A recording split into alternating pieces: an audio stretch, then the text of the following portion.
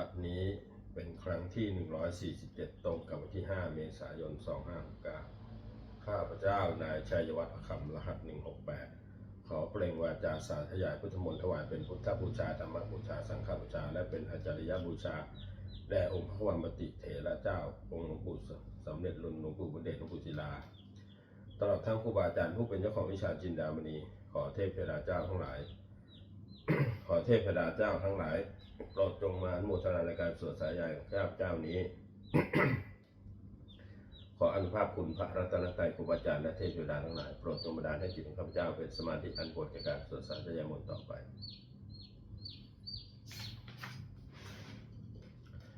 บทสวดชุมนุมเทวดาสัตมันตาจักรวาเรสุอัตตรคันธตุเทวตาสัตธรรมังมุนิสราสัสสัสสนันตุสัพพโมกทังสัพเพกาเมจะรูเปคิริสิขรตะเตจันตะลิเควิมาเนทีเประเตจักขามีตะรุวะนักขะหะเนเคหะวัตุมหิเคเตภุมมาจายันตุเทวาชาลถะลวิชเมยักขะขันทัพพนาภาติตันดาสันิเกยังมุนิวระวัจนังสาทะโวเมสุนันตุธรรมัสสวนกาโลอะยัมมะทันตาธรรมัสสวนกาโลอะยัมมะทันตาธรรมัสสวนกาโลอะยัมมะทันตาบทสวดนมัสการสติคาถานะโมตัสสะภะคะวะโตอะระหะโตสัมมาสัมพุทธัสสะนะโมตัสสะภะคะวะโตอะระหะโตสัมมาสัมพุทธัสสะนะโมตัสสะภะคะวะโตอะระหะโตสัมมาสัมพุทธัสสะบทสวดจัตตกิริยาคาถานัตถิเมสรณังอัญญังพุทโธเมสรณังวรังเอเตนะสัตวะเจนะโสติเมโหตุสัพพทานาติเมสรณังอัญญังธัมโมเมสรณังวรังเอเตนะสัตวะเจนะโสติเมโหตุสัพพทา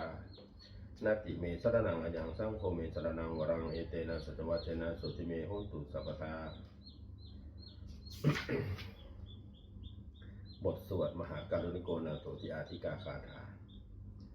มหาการุณิโกนาโถอัฏฐายาสัพพปานิหนังปูเรนตวาปารมีสัพพะปัตโตสัมโพธิมุตตมังเอเตนะสัตวะเจนะมาโหตุสัพพุปทวามหาการุณิโกนาโถหิตายาสัพพปานิหนังปูเรนตวาปารมีสัพพะปัตโตสัมโพธิมุตตมังเอเตนะสัตวะเจนะมาโหตุสัพพุปทวามหาการุณิโกนาโถสุขายาสัพพปานิหนังภูเรนตวาปารมีสัพพะปัตโตสัมโพธิมุตตมังเอเตนะสัจวัจเจนามาโหตุสัพพุปทวา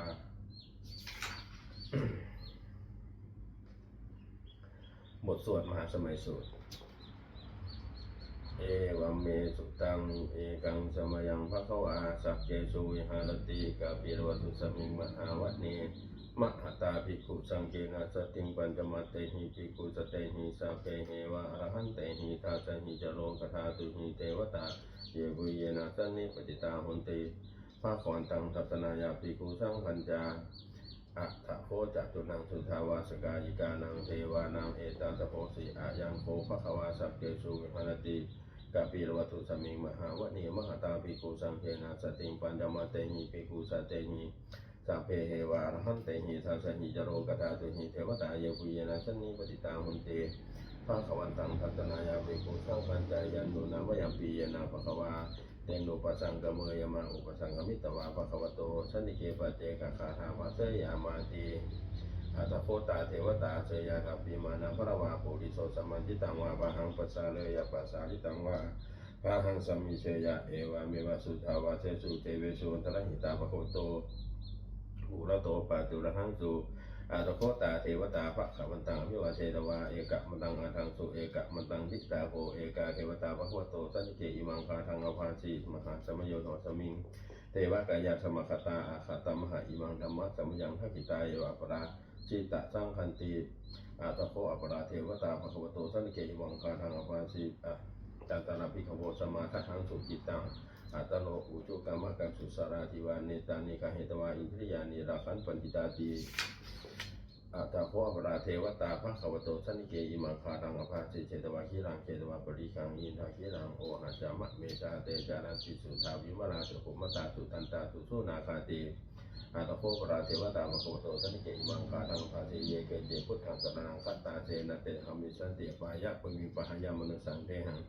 เทวะกายังปริโภเรสันติติอัตโคภควาภิกขุมันเตติเยปุเยนาภิกขเว ตาสสุโลกถาตุสุเทวตาตานิเวเดตาโหติตถาคตังทัตนายาภิสุทั้งขันจาเยปิเตภิกเวเหสุนติธรรมทานังขันโตสัมมาสัมพุทธาเตสัพพิภะคะวันตนังเอตาปรมายวะเทวตาตานิเวเดตาเหสุเสยาธาปีมหังเอตาระหิเยปิเตภิกเวภวิสันติอนาคมัตทานังขันโตสัมมาสัมพุทธาเตสัพพิภะคะวันตนังเอตาปรมายวะเทวตาตานิเวเดตาภวิสันติเสยาธาปีมหังเอตาระหิอติคิสามิภิกเวเทวกายนังนามานิจิตยิสามิภิกเวเทวกายานังนามานีเตสิสามิภิกเวเทวกายานังนามานีตังจุนาคาสาทุกังวานาสิกโรธาปาสิสามิเตเอวัมปันเตติโอเตวิคุปุโตปัจจโสตุมขวาเอตาทะโวจาสิโลกัมโนกัสสามิยัคขภูมาตถาสิตาเยสิตาหิริขับพลังปหิตตาสมาหิตาปุตุสิหาวะสาลีนาโลมหังสาปิสัมพุโนโอตา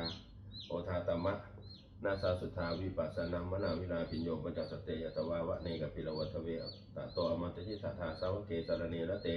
เทวกายาภิกันตาเตวิชานาถาภิกโวเตจาตปะมะกมุตตวะพุทธสัสสะนังเตสัมปัตุระหงยานังอามนุสานาทัสนังอภิเกสัตตมัตตปุงสาสังอัฏฐสัตตลิงกตังอิเกหัสสานังอามนุสานามัตตสุง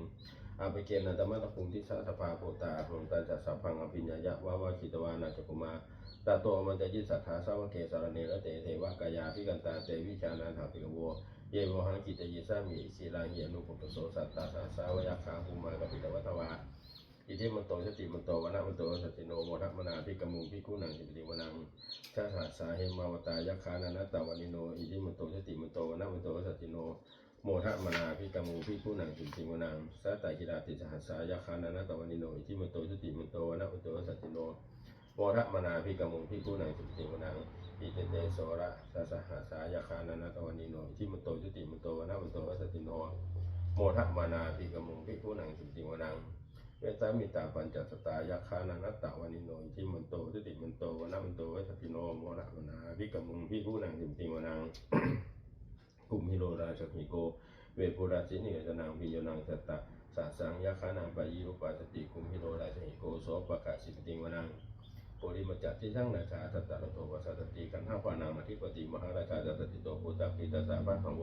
อินทมนามะพลายที่มันโตสติมันโตวนะมันโตสติโนโมทมนาภิกมุงภิกุนังภิกุนังทักกินะจัตติทั้งราชาวิรุฬโหตัปปะสัตติกุมภาทานังอธิปติมหาราชาจัตติโตปุตตะปิตาสาภะหังโวอินทมนามะพลายที่มันโตสติมันโตวนะมันโตสติโนโมทมนาภิกมุงภิกุนังภิกุนังปัจฉิมันจักที่สร้างราชาวิรุปโคปสัตตินาคานังอธิปติมหาราชาสติโตปุตตะปิตสะพระโวยธรรมนามะปรายติมันโตสติมันโตวนะมันโตสติโนโมทะมานาอภิกรรมุงภิกขุนังจิวนังอุตตะรัญจักที่สร้างราชากุเวโรตัปปสัตติยะขานังอธิปติมหาราชาสติโตปุตตะปิตสะพระโวยธรรมนามะปรายติมันโตสติมันโตวนะมันโตสติโนโมทะมานาอภิกรรมุงภิกขุนังจิวนังปุริมัติสังทัตตะละโตทักขิเนนาวินหโกปัจฉิเมนะนุปโกกุเวโรตระกิสังจัตตารโรเตมหาราชาสมันตะจตุโรติสะทันทารามานาอัทังสุวะเนกปิลวัตเวเตสังมายาวิโนตัสสะอาภูวันจะทิกาสถามายากุเตนทุเวเตนทุวิภูจะวิภูโตสหจันทโนกามาเสโตจะกินนุมันโทนิมันโทจัปปานาโทอุปมโยจะเทวสุโตจะวัจลีจิตตโนจะคานะโปนะโรราชาจัตโนสโภอาคูปจัสิโภเจวะติมโรชริยาวัจสะเอเตเนจราจโนคันทัพพาสหราชูปีโมทัมนาติกมุงภิกขุนังสติงุนังอาทาคูนาสภานาคาเวสราสหัตชกากัมภาลสัตตราอาคูปายคาหายาดิปิยามุนาทัตตะรัฐาจะอาคูนาคายสิโนรามโนมหานาโคโสปะคาสิมติงุนังเยนาคราเทสหัสหารันติทิพาทิชาปะกิวิสุทจักคูเวหายะสาเตวนามัชปตาจิตตราสุปนาอิติเตตะนามังอภยันตทานาคราชานามาสิสุปันนโตเคมมะกาสิกุโตสันหาหิวาจาหิอุปวะหยันตานาคาสุปนาสรณะมะกังสุพุทธังจิตตาวชิระหันเตนะสัมุทังอสุราจิตาปาตโลปาตวัสเสเตอิทิมันโตยัสสิโนกาลกัญจามหาพิสมาสุราหานาเวหสาเวปฏิติสุติจิจัปปะหะละโทนามุจิสหาสาตัญจปริปุตตานังสัพเพเวโรตนามกาสันในหิตวากลิงแสนังปังปัฏฐามุปาขโมงสัมโยธานิพันธันเตภิกขุนังอินทิวนังอาโพจเทวาปัทวี จัตเตโชวายโยจัตถาธโมวัตุนาวารุณาเทวาโสโมจัตยะสาสหะเมตตากรุณากายิกาอาภูเทวาสัจโนทัสเสเตทัสสทากายาสเพนันัตตะวานิโนอิทิมันโตชติมันโตวนะมันโตสัจโนโมหะวนาภิกมุงภิกขุนังจุติวนังเวนทุตเทวาสนดีจะอาสมาจะทุเวยมาจันทสุปนิชาเทวาจันทมภูวรกิตาสุริยสุปนิชาเทวาสุริยมภูวรกิตานักขตานีบุรกิตวาอาภูมันทะวาระหกาวัตนังวัตโวเชโทโสปาขปุญินโตทัสเสเตทัสสทากายาสัพเพนันัตตวานิโนอิติมันโตสติมันโตวนะมันโตสติโนโมหะมนาอภิกมุงภิกขุนังจุติวนังท่าภูสาภูเทวาจารมาจิเสกาเดวะอาทิรกาจะโรชาอุมาปุพะนิพาจิโนวัตุนาจะธรรมาจะอตุตาจะอเนชกาสุริยะลุจราอาภูวัตวานิจิโนทัสเสเตทัสสทากายาสัพเพนันัตตวานิโนอิทิมันโตสติมันโตวนะมันโตสัจจิโนโมหะมนาภิกมุงภิกขุนังจุติวนังสมานามหาสมานามานุสามนุสุตตมาจิตตาปทุจิกาอาภูมโนปทุจิกาอาทาภูหรโยเทวายโยเยจะโลหิตวาสิโนปาละคามหาปาละคาอาภูเทวาสัจโนทัสเสเตทัสสะทางกายาสัพเพนันัตตวานิโนอิทิมันโตสติมันโตวนะมันโตสัจจิโนโมหะมานาภิกมุงภิกขุนังจุติวนังสุกากรมมหาอรุณาอาภูเวคะนาสาสหะโอทาตะคะหาปโมคาอาภูเทวาวิจักนาสัทธามตาหารัคจามิสกาเตจสัจโนทะยังอาคาวชิโนโยติจาอวิวัสติทัสเสเตทัสสะทากายาสัพเพนันัตตวานิโนอิทิมันโตสติมันโตวนะมันโตสัจจิโนโมหะมนาภิกมุงภิกขุนังจุติวนังเคมิยาตุจิตายามากาทกาจยสัจโนสัพพิตการามาเจถาโชตินามาจะอาสวานิมานะรติโนอาภูอัตถภูปาลินิมิตาทัสเสเตทัสสะทากายาสัพเพนันัตตวานิโนอิทิมันโตสติมันโตวนะมันโตสัจจิโนโมหะมานาภิกมุงภิกขุนังจุติวนังสัทเทเตเทวนิกายาสัพเพนันัตตวานิโนนามันวะเยนะอาคันตุงเยจันเยสัตติสาสหะปะวุฒะชาติมาคิรังโอขตินมะนาสวังตักเคโมขัตตรังนาคังจันทวังอจิตาจิตังสุปมาปรามโตจักขุตาอิติมโตสหะสันนังกุมโรติโสจักโสปะคัชิมิติวนาชาพัม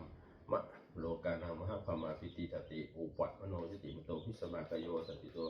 ท่าเศรษฐอิสราภูปเจกวัสวัติโนเตสัจจมัสโตอาคาหาริโตปาริวัติลิโตเตจัสสะเพอภิกันเตสินเทเทเวตาวามเกมาราชนาภิกามิปัสสะกนะหะสามันติยังเอทะคันหาธาพันธาราเคนมันธมุตโวสมันตาปริวาเรตามาโวมุตจิตาโกจินังอิติสถามหาเสโนกานะหาเสนังอเปชยิปานินาปริตาระ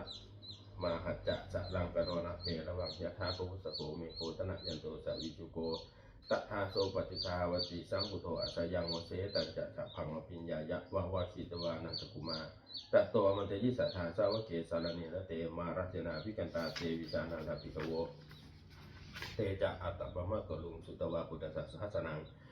วิตาราคหิปกามูในสังโลมปิอิจยุงสัพเพวิจสังขามาปัญญาติตายสัสสิโนโมทันติสาภูเตหิสาวกาเตจะเนตุตาตี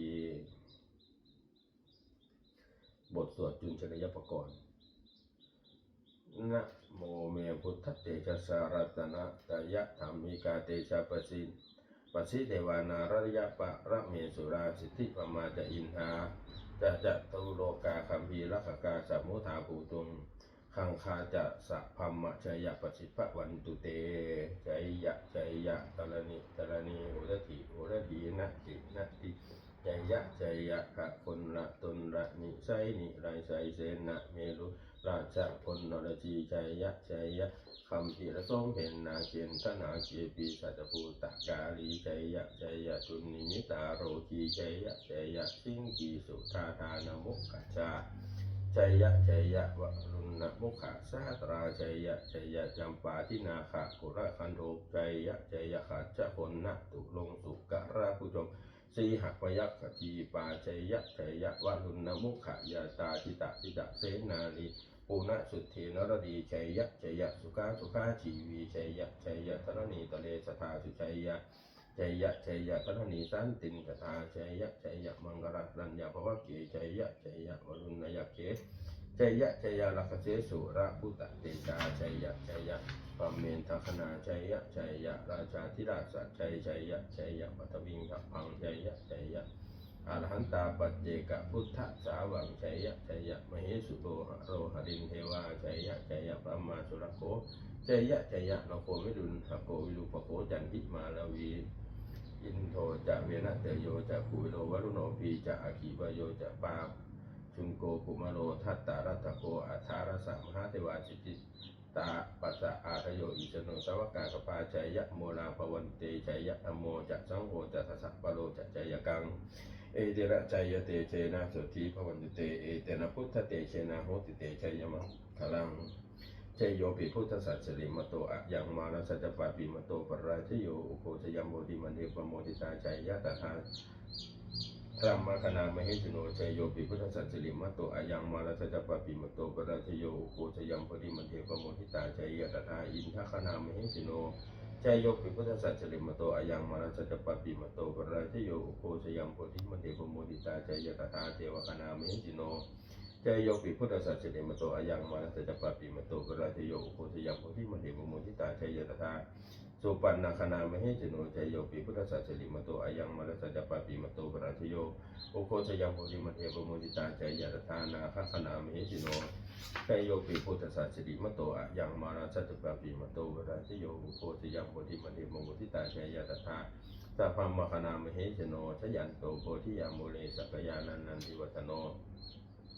เอวังตวังหิชโยโหหิชยาสุชยมังคะเลปราชิตปันนังเกสีเทวตาวิโปภริยาภิเศษเอสัพพุทธานังอาคัปโตปโมทติสุนักตังสุมังคลังสุปาปาตังสุทิตังสุขโนสุมุขโตจัตุยีตังปัมมาจติสุปทากินังกายกัมมังวาจากัมมังปทากินังมโนกัมมังปณิจิเตปทากินานิกตวานารพันตเทปทากิเนเตอัฏฐรัฐาสุวิตาวิรุณหาพุทธศาสนิอโรคาสุวิตาโหทาสหาสัพเพหิยาติปีสุนันตุโคนโตเยเทวาสมิงทาเนติกตาทีขายุกาสตาโหตุสุขิตาโหตุสัพพทารักขันตุสัพพสัตตานังรักขันตุเจนะสาสนังยากาจิปัตนาเตสังสัพเพปุเรตุมโนรกายุตตะกะเดววัสสาตุวัสสังวัสสาวราหกาโรคาจุปัทวาเตสังนิวารันตุตสัพพทากายาตุกังจิตตตุขังหันตุยะถาระหังบทสวดธรรมนิยามสุตตังเอวเมสุตังเอกังสมยังภควาสาวัติยังวิหารติเจตวเนอนาคาปินทิกัสสะอารามีตตาระโภภควาปีโคอมันเตสิภิกขโวติปะพันเตติเตภิกขุภควโตปัจจโสสุภควาเอตทะโอจาอุปัฏฐาวาภิกขเวตถาคตานังอนุปัฏฐาวาตถาคตานังติตาวสาธาตุธรรมติตตาธรรมนิยมตาสัพเพสังขารานิจจติตังตถาคโตอภิสัมพุทธติอภิสเมติอภิสัมพุทธิตวาอภิสเมตวาอาติคติเทเตติปัญญเวติปัฏฐเวติ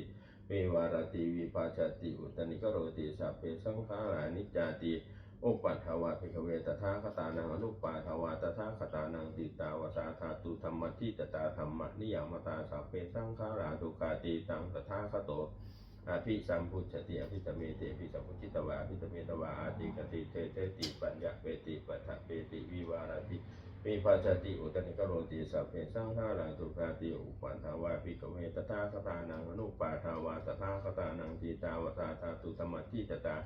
ธรรมนิยามตาสัพเพธรรมานันตติตังตถาคโตอภิสัมพุทธติอภิสเมติอภิสัมพุทธิตวาอภิสเมตวาอาติกติ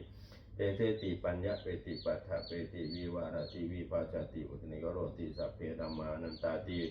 อินธรรมโวจะภควาอัตตมนาเตภิกขุภควโตภาทิตังอภินันทุนติบทสวดพระเถกรัตคาถาแปลอติตังนานวาคเมยะนาปฏิกังเคอนาคตังบุคคลไม่ควรตามสิ่งที่ล่วงไปแล้วด้วยอะไรและไม่พึงพะวงถึงสิ่งที่ยังไม่มาถึงถ้ายะติตามไปนี้นันตังอัตตาอัปปัตตันจะอนาคตังสิ่งเป็นอดีตก็ได้ไปแล้วสิ่งเป็นอนาคตก็ยังไม่มาปัจจุบันนันจะโยธรรมังตัถาตาวิปัสสติอสังหิรังอสังกุปังตังวิถามานุปโลหะเยผู้ใดจะทำเกิดขึ้นเฉพาะหน้าในที่นั้นอย่างแจ่มแจ้งไม่งอนแง่นคอนแคนเขาควรพอกพูนอาการเช่นนั้นไว้อาเชวกิจจะมาตับปังโกชัญญามาแล้วนางสุเวความเพียรดีต้องทำวันนี้ใครจะรู้ความตายแม้พรุ่งนี้นะอิโนสังขารันเตนามหาเสเนนามัจจุนา เพราะการปัดเพี้ยนต่อมัจจุราชซึ่งมีเสนามากย่อมไม่มีสำหรับเราเอวังวิหาริมาตาปิงอโหรัตตะมะตันติตังสังเวพันเทกรัตโตติสันโตอาจิคเตมุนีมุนีผู้สงบย่อมเก่าเรียกผู้มีความเพียรอยู่เช่นนั้นไม่เกียจคร้านทั้งกลางวันกลางคืนว่าผู้เป็นอยู่แม้เพียงราตรีเดียวก็น่าชมบทสวดธรรมสังเวคปัจเวคณะแปลสัพเพสังขารานิจจาสังขารคือร่างกายจิตใจและรูปธรรมนามธรรมทั้งหมดทั้งสิ้นมันไม่เที่ยงเกิดขึ้นแล้วดับไปมีแล้วหายไปสัพเพสังขาราทุกขาสังขารคือร่างกายจิตใจและรูปธรรมนามธรรมทั้งหมดทั้งสิ้นมันเป็นทุกข์ทนยากเพราะเกิดขึ้นแล้วแก่เจ็บตายไปสัพเพธรรมาอนัตตาสิ่งทั้งหลายทั้งปวงทั้งที่เป็นสังขารและไม่ใช่สังขารทั้งหมดทั้งสิ้นไม่ใช่ตัวไม่ใช่ตนไม่ควรถือว่าเราว่าของเราว่าตัวว่าตนของเราทุวังชีวิตตามชีวิตเป็นของไม่ยั่งยืนทุวังมรณะความตายเป็นของยั่งยืนวัสังมยามาริตาพังอันเราจะพึงตายเป็นแท้มรณะปริโยชานังเมชีวิตตังชีวิตของเรามีความตายเป็นที่สุดรอบชีวิตตังเมอนิยตังชีวิตของเราเป็นของไม่เที่ยงมรณะเมนิยตังความตายของเราเป็นของเที่ยงวัตตะควรที่จะสังเวชยังกายโยอจิรังร่างกายนี้มิได้อยู่นานเปตวิญญาโนครั้นปราศจากวิญญาณชุมโทอันเขาทิ้งเสียแล้วอาทิเสสติจากนอนทับปัทวิงซึ่งแผ่นดินกะริงข้ารังอีวะดังว่าท่อนไม้และท่อนปืนนี่ละทั้งหาประโยชน์มิได้อนิจจาวัตสังขาราสังขารทั้งหลายไม่เที่ยงหนออุปาทวายธรรมิโนมีความเกิดขึ้นแล้วมีความเสื่อมเป็นธรรมดาอุปชิตวานิรุนชันติการเกิดขึ้นแล้วย่อมดับไปเตสังบูปัตโมสุโคความเข้าไปสงบระงับสังขารทั้งหลายเป็นสุขอย่างยิ่งสัพเพสัตตามรันติจาสัตว์ทั้งหลายทั้งปวงกำลังตายอยู่มัดดิงสุจะมาลิสเลที่ตายแล้วได้กำลังจะตายตาเทวะหังมาลิซามีเราก็จะตายอย่างนั้นเหมือนกันนาติเมเอถาสร้างเสยโยความสงสัยในความตายนี้ย่อมไม่มีแก่เราเลยบทสวดเมตตาอย่างกินจิยังกินจิกุสลังกัมมังสาเพหิพะเตหิกะตังบุญยังโนอนุโมทันตุโสนันตุโพโตเยเทวะอัตมิงคานีที่ขตาทีขายุกาสัทธาหุตุสุขิตาหุตุทุกขาปมุจจันตุมาตาปิตาสุขิตาหุตุทุกขาปมุจจันตุสัพเพยาติกาสุขิตาหุตุทุกขาปมุจจันตุสัพเพยาติกาสุขิตาหุตุทุกขาปมุจจันตุสัพเพปิสาสัพเพยคาสัพเพเปตาสุขิตาหุตุทุกขาปมุจจันตุ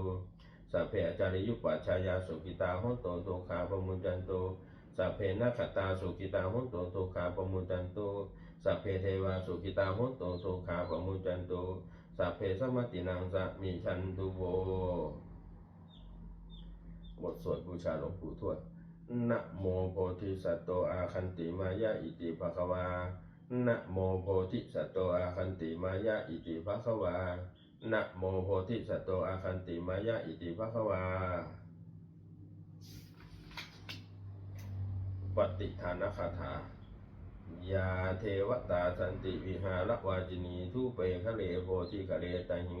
ตาธรรมทาเนนะปวันตุปูจิตาโสทิงกะโรเตถาวิหารมันทะเลเทราธรรมชานวกาจะภิกขโวสารามิกาทานปฏิอุปาสกาขามาจะเทสานิขามาจะอิสราสัพปนาโคตาสุตาภวันตุเตชะราภูชาเยปิจะอาสัมสัพพวาสังเสทชะตาอาทาวปปาติกานิยานิกังธรรมาวรามกิจเตสัพเพปิทุกขัสสะกะโรตุสังขยังสาธุจิรังสตังธรรมโมธรรมสาราจะปุคราสังโฆโหตุสมาโควะอาทายาจาหิตายาจะอัมเหระคตุสัทธรรมโมสัพเพปิธรรมจาริโนพุทธิงสัมปาปุเรยมาธรรมิอริยปเวทิเตปัสสนาโหตุสัพเพปิปานิโนพุทธศาสเนธรรมาคารังภเวชันโตกาเดชโวปวัสตุวุฒิภาวายาสัตตนังสมิตังในตุเมทนิงมาตาปิตาจะอัตตาราจังนิจังราคติปุตตะกังเอวังธรรมินะราชโนปชังราคันตุสัพพทาเทวตาอุโยชนะคาถาทุกขปัตตาจนิทุกขาพยัปปัตตาจนิปยาโสกับปัตตาจนิโสกาโหตุสัพเพปิปานิโนเยตาวตาจะอัมเหหิสัมปะทังปุญญสัมปะทังสัพเพเทวานุโมทันตุสัพพสัมปติสิทธิยาทานังทันตุสัทธายะสีลังราคันตุสัพพตาภ ภาวนาภิรตาโหตุคันชนตุเทวตาคตา